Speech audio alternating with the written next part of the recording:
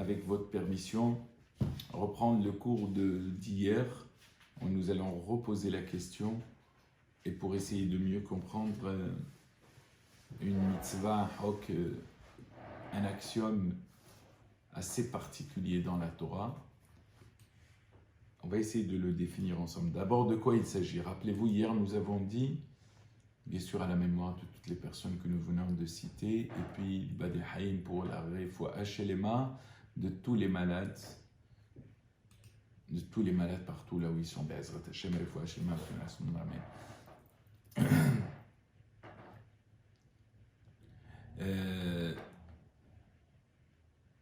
Donc, nous avons parlé d'une mitzvah qui est très peu connue, qui s'appelle le Sha'at Nes. Sha'at Nes, c'est le fait de mélanger le lin et la laine ensemble.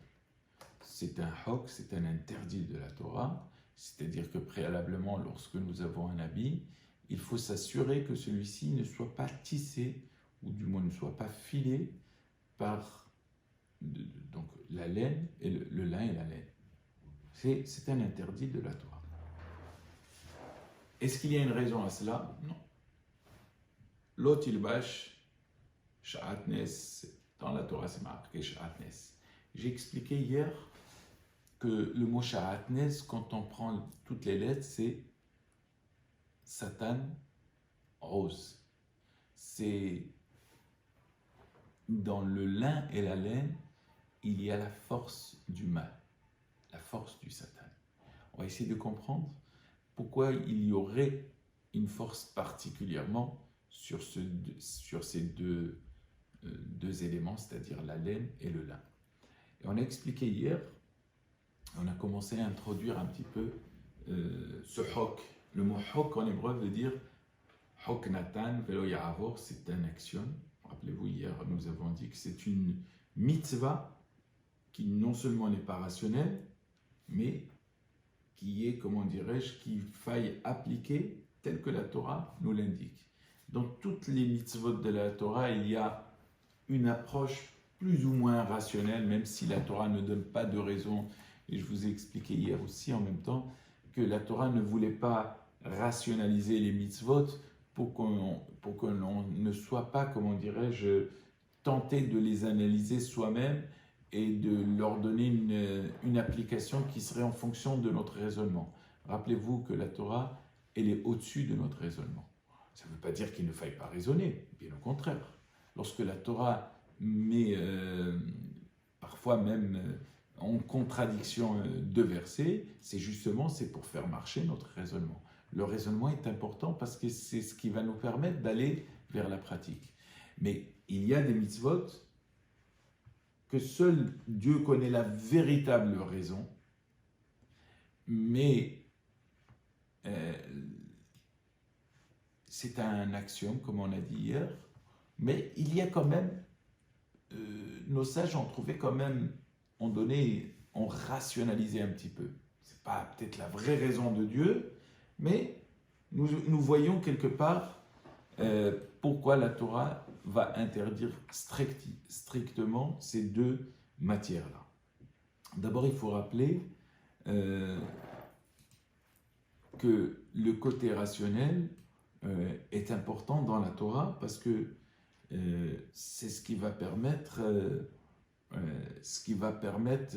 nous permettre de comprendre le sens des mitzvot. Et même si ce n'est pas la raison première qui nous permet de mettre en pratique ces mitzvot-là, mais néanmoins, le Rambam, lui, dans ses écrits, Maïmonide, dans ses écrits, va donner des raisons plus ou moins, on va dire, d'une manière générale. Bien sûr qu'il ne faille pas retenir que ces raisons-là, il y a certainement d'autres raisons. Alors revenons à notre sujet. Sha'at Nez, c'est le lin et la laine qui sont tissés ensemble. Alors, la Torah nous dit l'otil bâche, c'est-à-dire qu'il ne faille pas s'habiller. C'est-à-dire que si ce n'est pas un habit, est-ce qu'il y a des choses qui ne sont pas considérées comme un habit? Du moins, quelque chose qui va nous permettre d'être habillés avec. C'est-à-dire, ça peut être un vêtement, un pantalon, etc. Mais si c'est quelque chose qu'on utilise en dehors d'un habit, il n'y a rien qui pourrait l'interdire. Enfin, sans trop rentrer dans ces détails, parce que c'est un détail particulier. Et concernant toutes ces mitzvot-là, elles se trouvent particulièrement, même si ce sont des mitzvot qui ne sont pas tout à fait rationnels, comme d'ailleurs la cacheroute. Beaucoup de gens me posent la question, pourquoi la Torah elle impose uniquement de manger des animaux presque dociles, des animaux avec des ruminants et des sabots fendus. Oui, il n'y a pas de raison rationnelle, même si la Torah veut que l'on soit docile même dans notre propre intérieur, mais en tout cas, la Torah ne dit pas. Elle dit voilà ce que vous mangerez et voilà ce que vous ne mangerez pas. Mais par contre, la Torah utilise un terme qui est important, Kedoshim Tiyu. Vous devez être saint, S-A-I-N-T. Ki Kadosh Ani, car moi aussi l'Éternel, je suis saint.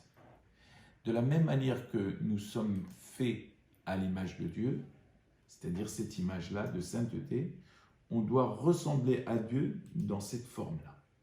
Et donc Sha'atnez aussi se trouve dans quelle paracha? Dans une paracha qui s'appelle Kedoshim. Vous avez Haremot et Kedoshim, donc la deuxième paracha, parce que ce Shabbat nous allons lire les deux. Eh bien la deuxième paracha, qui s'appelle Kedoshim, qui veut dire la sainteté. Au fait, la Torah va mettre en avant le côté sainteté pour nous dire pourquoi il est interdit de s'habiller de Sha'atnez. Mais hier, on a commencé un petit peu à introduire une raison, la raison qui a amené la Torah à interdire le Sha'atnez. Et je vous parlais de lorsqu'il y a eu la création, donc Adam a eu donc 2 enfants. Enfin, certains diront qu'il a eu même plus, c'est-à-dire on dit que Caïn et Hevel sont nés avec 2 sœurs jumelles. C'est ce qui a permis par la suite de peupler la terre. Et on va voir que Caïn étant donc l'aîné, et Hevel, c'est le second. Est-ce que c'est le dernier? Non, on verra que Adam a eu un autre enfant beaucoup plus tard. Mais en tout cas, que Caïn et Hevel, la Torah nous dit que Caïn était le Bechor, le premier-né, et Hevel était donc le second. On voit que le texte nous dit la chose suivante. Vayhi mikes yamim, c'est-à-dire qu'à la fin d'un certain temps, alors de quel temps il s'agissait, Caïn va présenter mi peri ha-adama. Il va prendre les fruits de la terre et min hal-Hashem, il va les offrir directement à Dieu. Alors nos sages disent que miketz, c'est à la fin d'un temps. Certains diront que à la fin du temps fait aussi référence à la fin d'une période. Vous savez que nous sommes dans une période qui va se terminer au bout de 50 jours. C'est marqué aussi dans la Torah, c'est-à-dire il est marqué vous compterez 50 jours et à la fin de ce 50e jour, à l'issue de ce 50e jour, vous apporterez une offrande à Dieu. Donc, Miketz, on va juxtaposer les mêmes termes et il s'avère que, selon certains, eh bien, cette offrande a eu lieu le jour de Shavuot. D'ailleurs, vous savez que le jour de Shavuot, c'est la seule fête qui n'est pas mentionnée avec un temps précis dans la Torah. Lorsque nous prenons la paracha la paracha de Pinhas, oui, c'est cela, où il y a tous les sacrifices, vous verrez, le premier mois, le 15e jour du premier mois, le 7e mois, le premier jour, le 10e, etc. S'agissant de la fête de Shavuot, la Torah ne parle pas du 3e mois. Elle dit Ubiom habikurim, le jour des prémices, vous apporterez une offrande. Ça voudrait dire que cette offrande-là, elle dépend aussi essentiellement de la première période qui est celle de Pessah. Et donc la date n'y est pas. Là aussi, Miketz, on a aussi une Miketz avec Yosef. On dit que c'est à la fin, donc c'est peut-être aussi Rosh Hashanah de l'autre côté. Là aussi, selon certains, c'est Rosh Hashanah.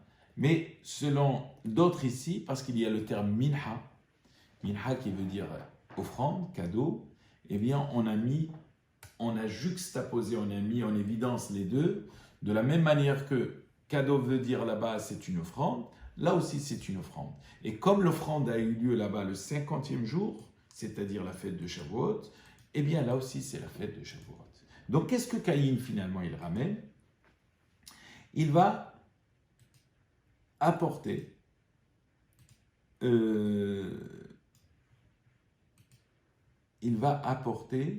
finalement une offrande qui est issue de la terre. Alors, bien entendu, tout à l'heure, je vous ai parlé de Miketz, la fin d'un temps. Il faut savoir que dans le Talmud, on pose la question, est-ce que le monde a été créé avant Tishri ou bien avant le mois de Nissan? Bon, c'est une question à laquelle nous avons répondu, mais en tout cas, il y a les deux avis. Il y a les deux avis dans le Talmud. Alors, c'est la raison pour laquelle il y a ceux qui disent que Miketz veut dire aussi à la fin d'un temps, c'est-à-dire à la fin de la création aussi. Cela veut dire aussi à la fin de la création, le 6e jour qui était, lui-même le 6e jour qui était le jour de Rosh Hashanah. On considère que le monde a été créé le 24 Elul, et donc le 6e jour, eh bien le 6e jour,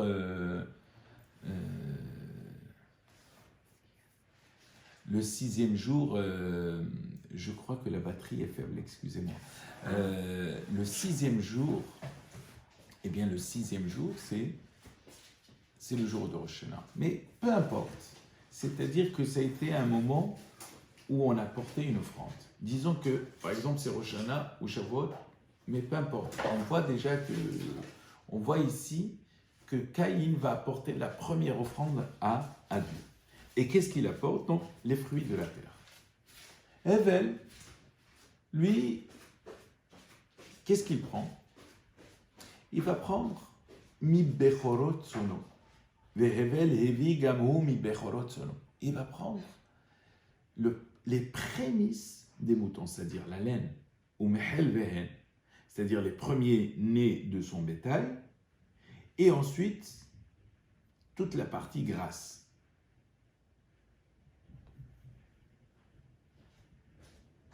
C'est-à-dire que Caïn ne s'est pas arrêté de donner uniquement la partie fruits, mais il a donné la totalité, c'est-à-dire, en règle générale, on pourrait donner que la laine pour permettre de fabriquer, de faire ceci, cela. Mais là il ne s'agit pas de laine, il a donné la totalité, c'est-à-dire il a donné et le mouton, comme il est marqué, mi bechorot sono ou mehel behen.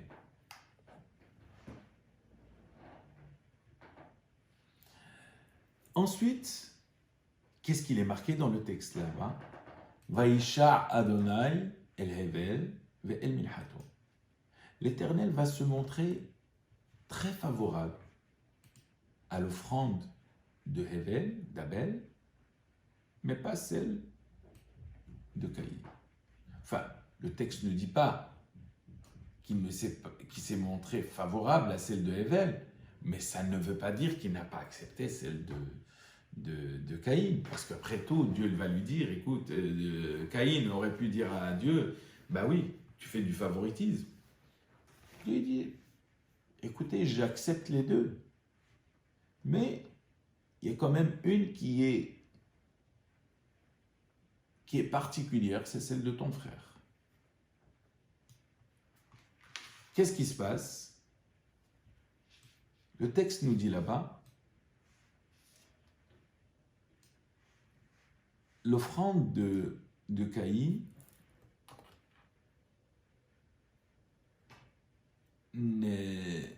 Dieu ne l'a pas trouvé favorable. Ça ne veut pas dire qu'il ne l'a pas agréé.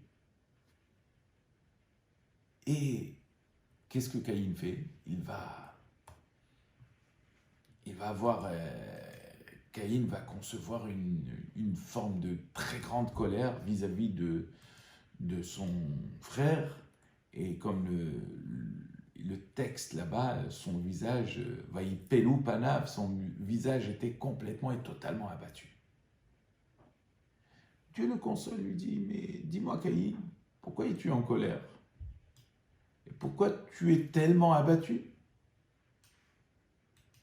Hallo imtetiv, c'est et. Si tu t'améliores, tu pourras te relever. Ve imlotetiv, mais sinon, le péché est à ta porte. La peta hatat roves velechat eshukato veatatim sholbo. En clair, mais sache combien même il aspire à t'atteindre, mais c'est toi. Sache que c'est toi qui le domineras. En parlant de tu domineras ton frère.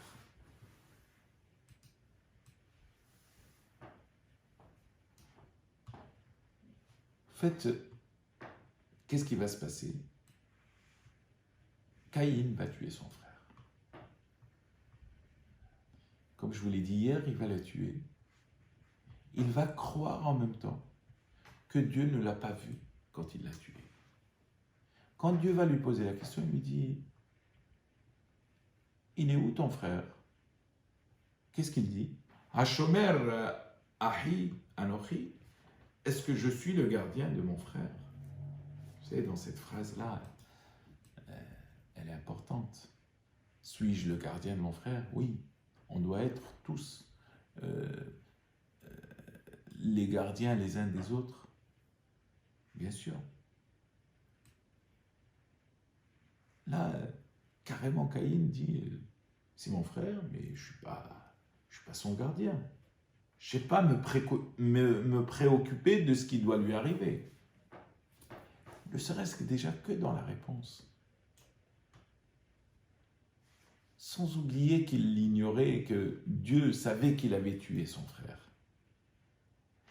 Mais déjà dans la réponse, on voit le mal de Caïn. Comment il a été, comment dirais-je, englouti par le mal. Lorsque Dieu lui dit, sépare-toi du mal, tu seras bien. Qu'est-ce qu'il fait? Non seulement il tue son frère, mais en même temps,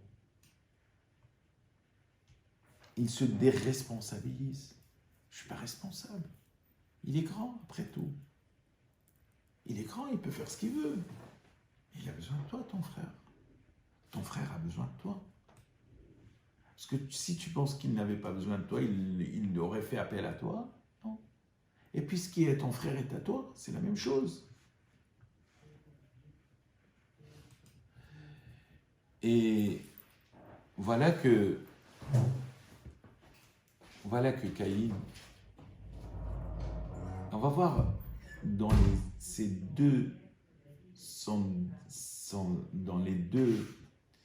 les deux épisodes suivants, ce qui va être formidable, c'est que lorsque Dieu lui a dit « Mais tu crois que je n'ai pas vu ton manège? Tu crois que je n'ai pas vu que tu as tué ton frère? Tu crois que tu peux faire ce que tu veux? Mais je te vois. » La voix du son de ton frère crie vers moi. Elle m'appelle, cette voix. Elle crie de la terre. Donc Dieu va maudire Caïn. Va lui dire, lorsque tu cultiveras finalement la terre, elle ne pourra pas te prodiguer toute sa force. Tu seras dans une forme d'errance et tu seras qu'un fugitif dans le monde. et la grandeur de Caïn. Ça, c'est la deuxième partie. Caïn va dire la chose suivante. Gadol, Vayomer Caïn el Hashem, Gadol Avioni Mineso. Caïn va dire à Dieu, mon péché est trop grand à supporter. On va voir la deuxième partie. Mais la fin de Caïn, elle est intéressante. Caïn a pris conscience de sa faute. On verra par la suite ce que dit le Rambam là-dessus. Vous voyez, ces deux frères, chacun apporte une offrande.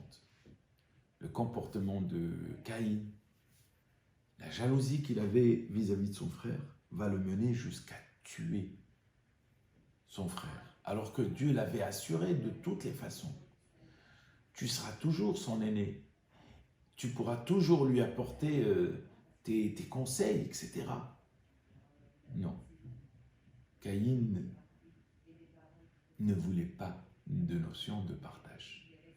Donc cette histoire-là, elle nous montre un petit peu qu'est-ce que cette histoire nous montre.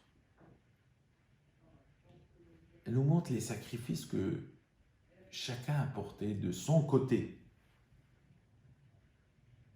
On va voir que ce n'est pas le sacrifice qui compte.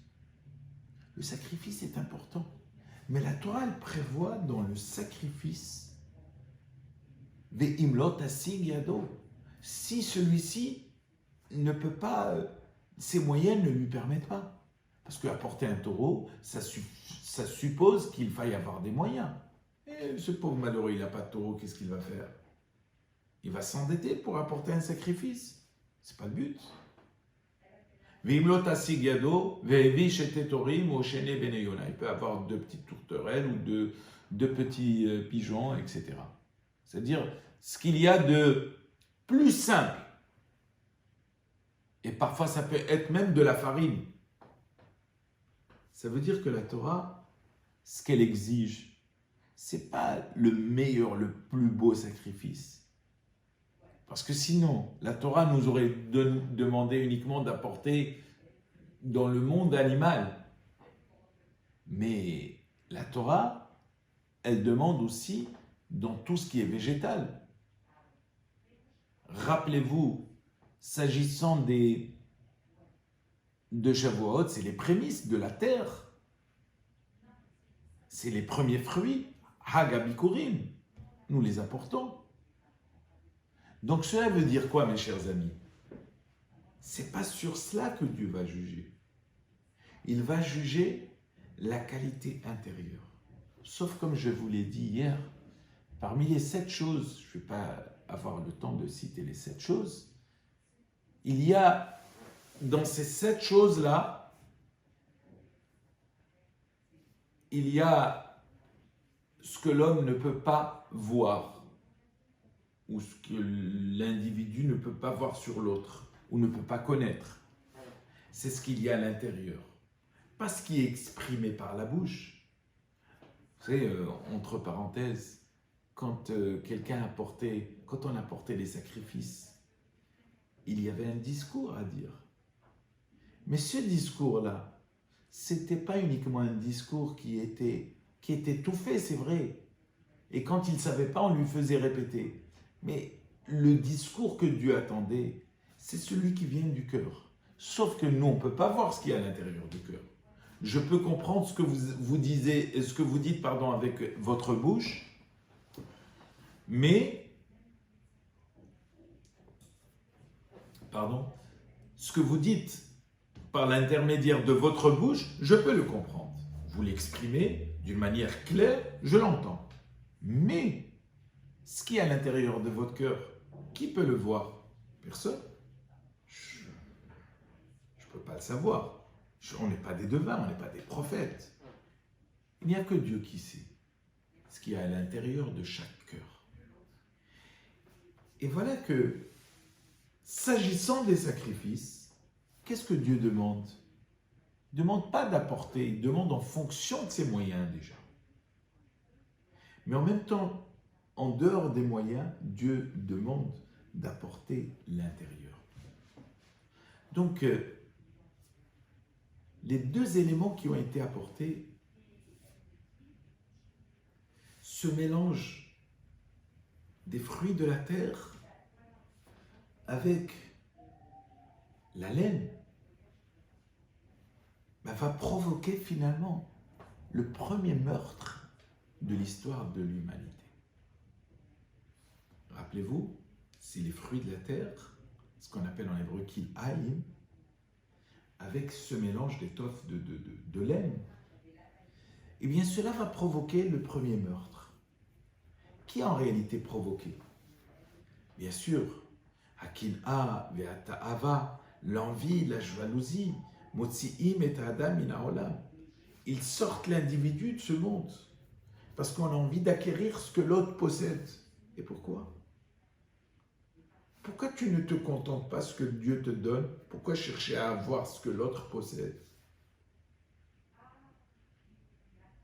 Bien, s'il y a une chose que Dieu est par-dessus, c'est celle-là. Mais en même temps, comme l'homme n'est pas tellement honnête vis-à-vis de Dieu, il pense que Dieu ne sait pas ce qu'il y a à l'intérieur de son cœur. Comme Caïn disait Dieu, bon, non, je ne sais pas où est mon frère, il est ailleurs. Mais tu crois que je ne vois pas ce qu'il y a à l'intérieur de toi? Je le sais. Tu es méchant, tu es animé de mal. Ce qui est exprimé par ta bouche ne correspond pas du tout à ton cœur. Donc je ne veux pas du tout de ton offrande. C'est pour ça que Dieu n'a pas voulu. C'est pas que Dieu ne voulait pas de l'offrande. Ce que Dieu veut, c'est ce qui sort de notre cœur. Rappelez-vous, quand le peuple d'Israël a commencé à fauter, Lama lirov zivhachem yomar Hashem, le prophète dit, à quoi vont me servir tous ces sacrifices?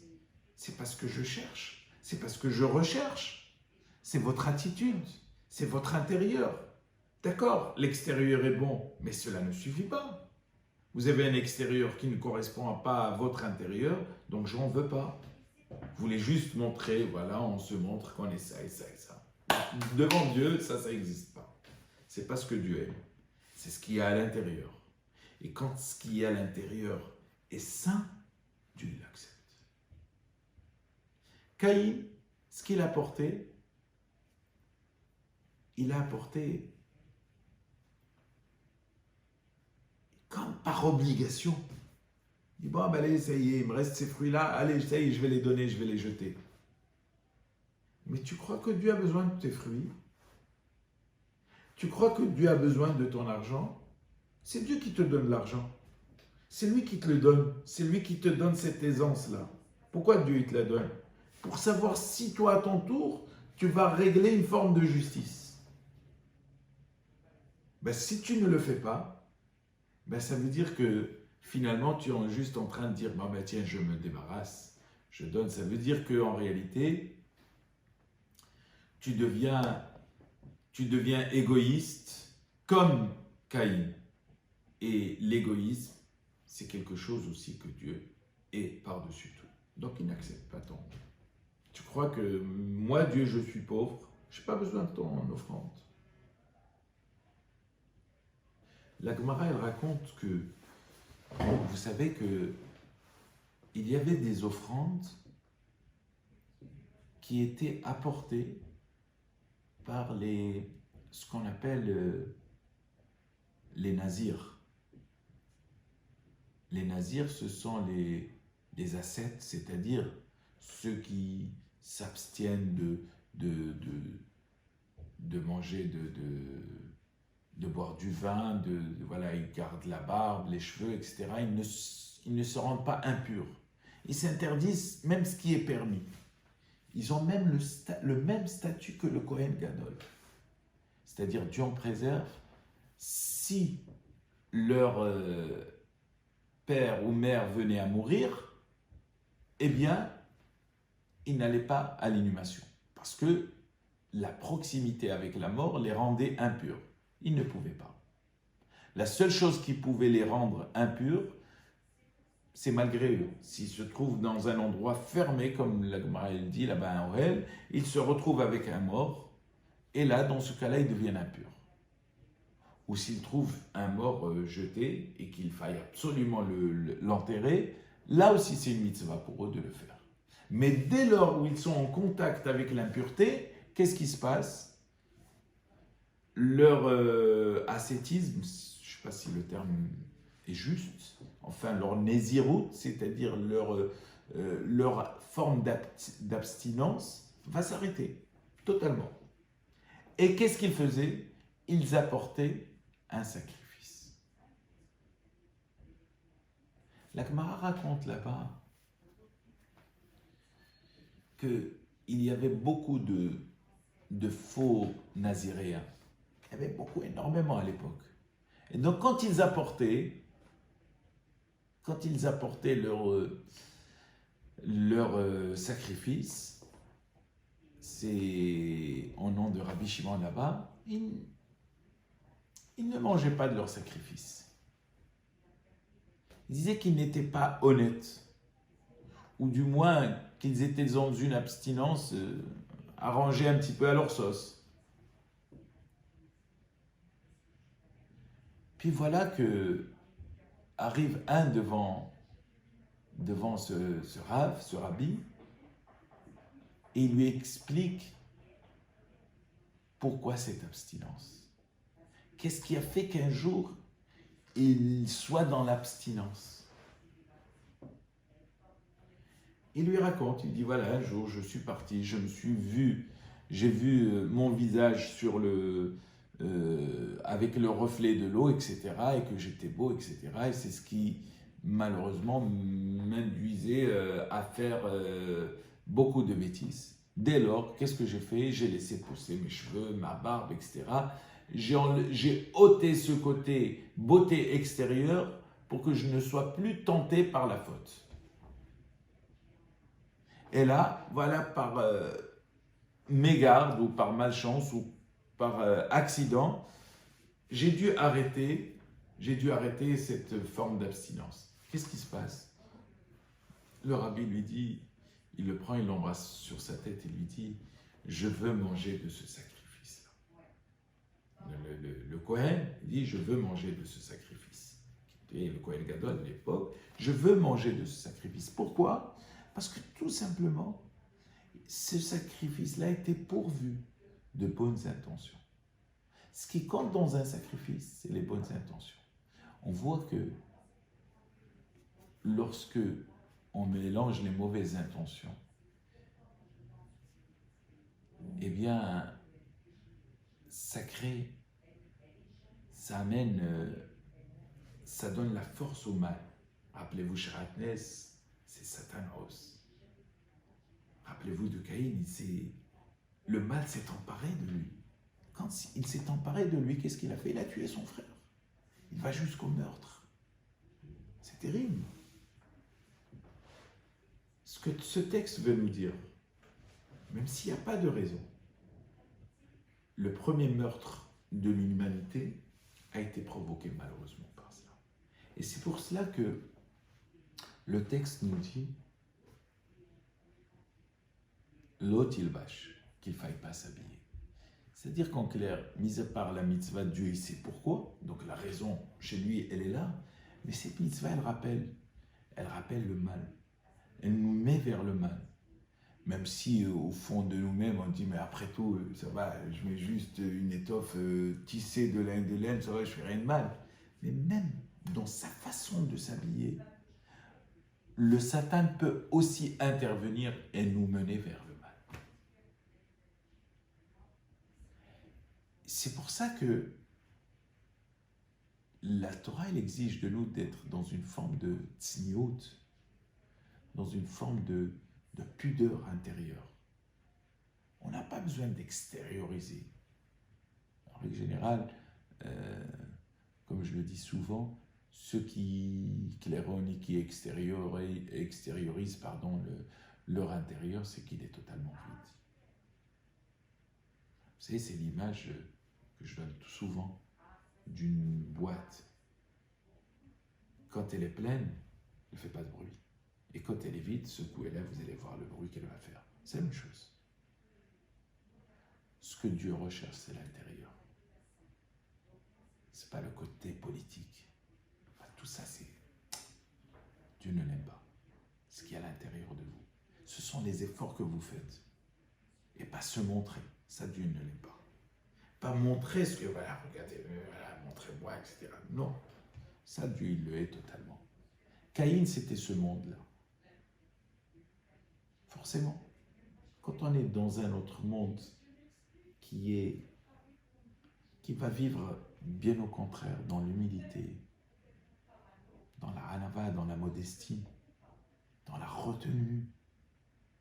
Mais qu'est-ce qui se passe quand ces deux mondes-là, ils s'opposent? Eh bien, quand ils s'opposent, qu'est-ce que cela crée? Ça crée la meurtre, Dieu en préserve. Là, il a été physique, l'histoire nous le dit. Mais parfois, regardez tous ceux qui sont là en train de se faire ça. Ça crée des haines entre les humains. C'est pas ce que Dieu nous demande. C'est d'être dans l'humilité, d'être dans la retenue, d'être dans la réflexion. Surtout de ne pas avoir peur. Parce que si on fait ça, on n'a pas à avoir peur de rien du tout. Vous savez qu'est-ce qui nous fait peur? Ce sont nos fautes. C'est parce que quand on sait que l'on faute, on sait que peut-être on n'est pas digne. Ça nous fait peur. Mais le reste ne doit pas nous faire peur. Il n'y a rien qui doit nous faire peur. Parce qu'il y a des choses, comme je vous ai dit, qui n'appartiennent pas aux hommes. Ça appartient à Dieu. Celui qui vit appartient à Dieu. Celui qui ne doit pas vivre, c'est aussi Dieu qui décide. Mais l'homme décide quelque chose. L'homme décide quelque chose au-dessus de tout, même au-dessus de Dieu. C'est la fin de Caïn. Qu'est-ce qu'il dit à Dieu? Dieu pratiquement l'humilie à juste titre. Il lui dit, mais tu as vu ce que tu as fait? Tu as vu ton comportement? Tu vas être déchu. Tu seras haï, ceci, cela. Caïn a compris sa faute. Qu'est-ce qu'il dit à Dieu? Gadol avoni mineso. Gadol, c'est-à-dire grand, avoni, ma faute, grande est ma faute à supporter. J'ai compris. J'ai compris que j'ai fauté. J'ai compris que je ne suis pas dans le bon chemin. J'ai compris qu'il fallait changer. Vous savez, le seul et unique moyen de comprendre, c'est de le poser, le problème. Dès lors où on ne le pose pas, on ne peut pas le comprendre.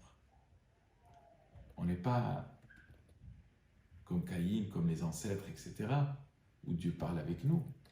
Mais là, c'est une image. On se parle à soi-même. On se parle à soi-même.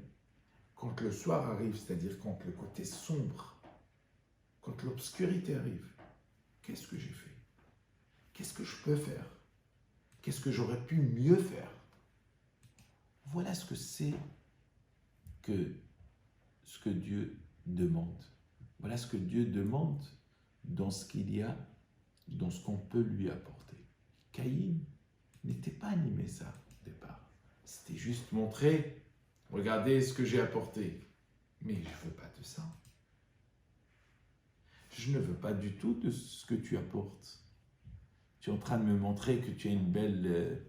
que tu as les plus grands fruits du monde. Mais regarde ton frère. Il est plus jeune que toi. Il n'a pas non seulement donné que la laine, parce qu'il aurait pu tondre la laine et donner la laine. C'est aussi possible. Non, mais il a donné la totalité. C'est-à-dire la laine plus le mouton qui porte la laine. C'est-à-dire, s'agissant de Dieu, on lui dit, mais Dieu, je te donne les deux éléments qui vont chez moi. Je te donne la laine qui est l'extérieur, et je te donne aussi la partie intérieure de l'animal. Et d'ailleurs, la partie, une certaine partie de l'animal, les reins, etc., qui étaient brûlés.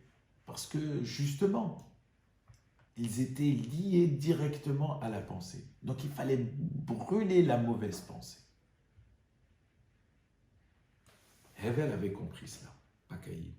Mais la grandeur de Caïn, et c'est ce que le Rambam dit, c'est qu'il a reconnu sa faute.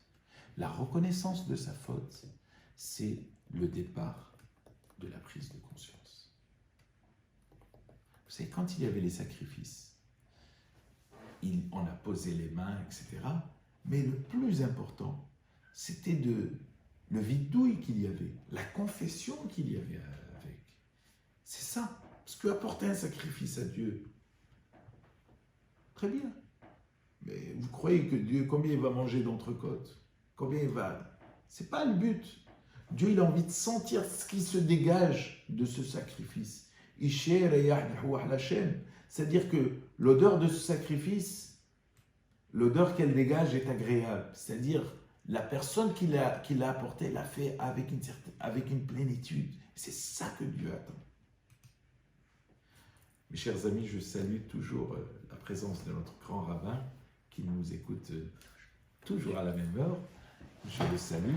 J'espère qu'il acceptera notre Ezrat Hashem, il acceptera d'intervenir à partir, pourquoi pas, de la semaine prochaine, intervenir pour, bien sûr, en direct sur Facebook et pour nous dispenser d'un cours, de quelques bons conseils. En tout cas, pour terminer, mes chers amis, merci à vous, Monsieur le Grand Rabbin, Shabbat Shalom et voilà. Ce qui est important, ce qui a ramené la mort sur terre, ne peut pas être porté sur nous. Qu'est-ce que c'est que la mort? Finalement, qu'est-ce que c'est que la mort? C'est le contraire de la sainteté. La Kedusha, c'est la sainteté. La mort, c'est l'impureté. Lorsque le temple existait, les personnes qui étaient au contact, qui avaient un contact impur, ne pouvaient pas résider parmi le peuple d'Israël. Ça ne veut pas dire que Dieu en préserve que les gens ne pouvaient pas mourir, bien sûr. Parce que dès lors où la personne décède, elle n'est plus dans le monde de la vie. Donc, le summum de l'impureté, c'est le contact. Il peut être parfois volontaire, comme nous l'avons expliqué, ceux qui sont obligés de le faire parce qu'ils ne peuvent pas faire autrement, ou celui qui réside dans un ohel, dans une tente et qui s'y trouve en même temps, il devient aussi impur. Eh bien, le Shahatnez, c'est le Satan rose, cette force du mal qui nous met vers l'impureté la plus totale.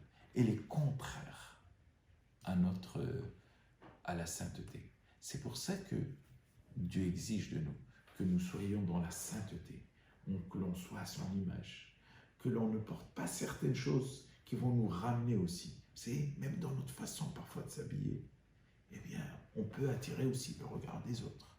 C'est pas pour rien que la Torah nous demande d'être sanoua, d'être dans une forme de pudeur extérieure aussi. Pourquoi? Parce que la Torah ne veut pas que les autres puissent jeter. Ah tiens, regarde, moi j'ai acheté ce manteau. C'est pas le plus important, ça. Bien sûr qu'il faille bien s'habiller. C'est pas interdit de bien s'habiller, mais de bien s'habiller. Pas de mal s'habiller. Les gens qui s'habillent mal, ils sont pas habillés pour moi. Donc, cette exigence-là, ce que la Torah elle exige de nous, cette signaroute qui est importante, elle est tellement importante qu'elle doit nous repousser, qu'elle doit nous éloigner du mal. Ça veut dire quoi le mal? C'est ce que les gens vont voir, c'est l'attitude que l'on va donner à l'extérieur. Et même si parfois, au demeurant, il y a des gens qui peut-être peuvent s'habiller d'une manière pas très correcte et que leur intérieur est bon et dont on n'a pas à les juger. Rassurez-vous, il est strictement interdit de juger quiconque. Mais dès lors où l'œil voit, forcément le jugement va arriver. Ah, tu as vu celui-là, comment il est habillé? Regarde, il est avec un jean déchiré, il avait ça, avec ça, et ça, et ça. Et même nous, à notre âge, quand on était petit, si on mettait un jean déchiré, on nous aurait dit, bah tiens, le pauvre, on va aller voir ses parents, ils ne doivent peut-être pas avoir suffisamment d'argent, on va leur donner de l'argent pour qu'ils puissent acheter un pantalon normal à leurs enfants. Aujourd'hui, quand on voit quelqu'un, c'est pour ça que le monde il tombe un petit peu sur la tête quand on voit quelqu'un avec un jean déchiré, celui-là il a beaucoup d'argent, parce que c'est le monde qui est devenu fou. Eh bien la Torah, elle nous dit de nous éloigner de cette vision-là. Ce n'est pas cette vision que nous voulons. La vision qui nous ramène vers la vision du mal, vers ce que les autres peuvent voir sur nous en mal, eh bien il faut l'éloigner. Le Sheratnes, c'est comme je vous ai dit, ce sont les mêmes termes que Satan ose. La force du mal, il faut absolument l'éloigner. Comment on peut l'éloigner? Par notre intérieur, comme nous avons dit, par notre extérieur, pardon, la façon dont on est habillé, et en même temps, notre intérieur. Et c'est pour ça que Dieu a accepté, a agréé le sacrifice de Hevel, et non pas de Caïn. Parce que Caïn, ce qu'il voulait, c'est se montrer, c'est être au-dessus. Et Dieu lui dit, de toutes les façons, avec ça ou sans ça, tu es au-dessus. Non, non, mais je vais quand même montrer au-dessus.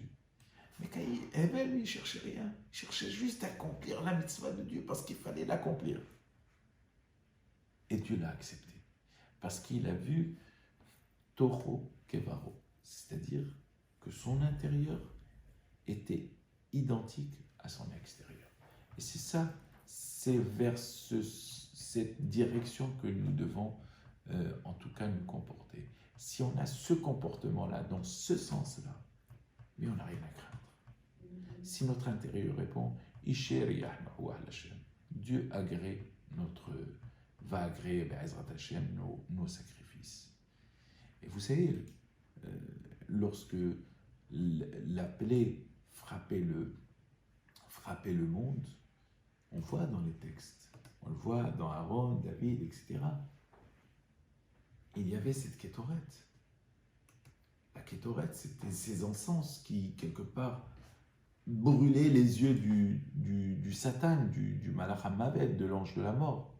En fait, et on peut se dire, mais attends, alors tout le monde va brûler même des pneus, ça va presque lui brûler les yeux. Non, en réalité, c'est pas uniquement, bien sûr que les ingrédients étaient importants, mais ce qui était important, c'est le comportement du peuple. Si le peuple avait accepté de changer, si le peuple avait pris conscience qu'à partir de maintenant, on ne peut plus dire Hashomer Ahi Anochi, est-ce que je suis le gardien de mon frère? Je ne peux plus dire ça. Je suis responsable de mon frère. Pas responsable de ses fautes. Aussi un petit peu, parce que je peux aussi devenir aussi responsable si je ne lui montre pas la voie. Bien sûr, toujours avec douceur. On n'est pas là pour dire à quelqu'un, pour reprendre quelqu'un et lui mettre directement sur la tête. Bien sûr que non. La Torah nous demande, on risquerait d'ailleurs d'avoir même l'effet contraire. Lorsque la plaie va s'arrêter ou s'est arrêtée, ce que j'espère Be'ezrat Hashem très rapidement, ce qui est agréé aux yeux de Dieu, ce qui brûle, ce qui retire le mal, ce qui enlève le Satan, ce côté habit que Dieu nous interdit de voir, ce qu'il enlève, eh bien c'est notre comportement. C'est notre comportement extérieur comme intérieur. Et si on a cette directive-là, eh bien on n'a rien à craindre. On ne doit pas craindre, on ne doit rien craindre. L'otira, mais pas il ne faut pas craindre. Il ne faut pas craindre lorsque l'obscurité arrive. Ça ne veut pas dire qu'on ne doit pas faire attention. Bien sûr qu'on doit faire attention. Mais on ne doit pas craindre. On ne doit pas avoir peur. On ne doit pas vivre avec une forme de peur qui risquerait, hasbi shalom, de plus nous tuer que la maladie elle-même. Ça, on n'en veut pas. Ça, il faut l'enlever complètement de votre tête. Et à la sonne, ce que Dieu attend de nous, c'est que nous prenions conscience de tout ce qui se passe dans le monde. Que nous prenions conscience que maintenant, que tout le monde est à égalité finalement. Le pauvre comme le riche. Et Achir le Yabé, Ve'adda le Yamid. Le riche, qu'est-ce qu'il va dire? Je vais rajouter plus. Pareil, tu es enfermé, tu sors 1 heure. 1 heure, c'est 1 heure, c'est pas 1h05. L'autre là-bas, pareil, tu n'as rien à acheter, mais tu peux sortir aussi 1 heure. C'est pareil. Ce que Dieu fait en sorte, c'est que chacun puisse ressentir la douleur des uns des autres. Et c'est ce monde-là que Dieu recherche, c'est-à-dire l'intérieur et l'extérieur. Et si nous travaillons sur cela, Be'ezrat Hashem, Dieu, dans sa plus grande clémence, nous protège déjà et continuera à nous protéger, continuera Be'ezrat Hashem à nous donner tout le bien nécessaire pour continuer à avancer, pour faire sa volonté, pas la volonté des hommes. Sa volonté à lui, à Dieu. Parce que nous décidons, parce qu'il est dit, etc. Tout ça, c'est très bien. Ce que Dieu veut, c'est ce qui, Be'ezrat Hashem, c'est ce qui se réalisera. En tout cas, sachez que il y a la sonne que ce que nous faisons, en tout cas, c'est toujours pour vous permettre à notre communauté de vivre dans une forme de vous retirer les angoisses qui ne sont pas nécessaires, qui sont le contraire de ce que la Torah elle exige de nous. C'est de vous faire participer à tout ce qui se fait dans la communauté, de vous montrer ce que nous faisons. Et nous ne le faisons pas pour se montrer, nous le faisons parce que nous savons que vous avez besoin de le voir, et pas pour montrer ce que nous faisons. On est là pour servir. On est là pour s'aimer, s'entraider, etc. C'est ça qui ramènera Be'ezrat Hashem, qui activera la fin de cette plaie qui frappe le monde. Amen, amen.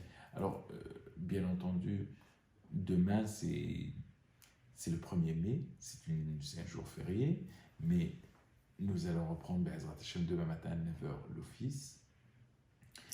Et inscrivez-vous pour comment vous appelez ça, le Zoom de dimanche. Donc dimanche, on aura dimanche un Zoom et jeudi un Zoom. Enfin, ça sera, on a encore quelques petits soucis techniques, mais on est en train de mettre tout ça en place, de faire en sorte que le groupe soit fermé pour qu'il soit bien sécurisé, qu'il soit très bien sécurisé pour qu'on ne dise pas. J'espère qu'il sera actif très très prochainement. Mais en tout cas, sachez que nous n'avons rien à cacher. Tout ce que nous disons,